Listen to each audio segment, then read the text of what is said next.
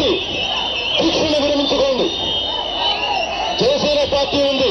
మీలాంటి యువత నిరాహార దీక్షలు మీరు చనిపోవడానికి సిద్ధపడకుండా మేము పనిచేస్తాం. మీ తరపున మా నాయకుల్ని పంపిస్తాం.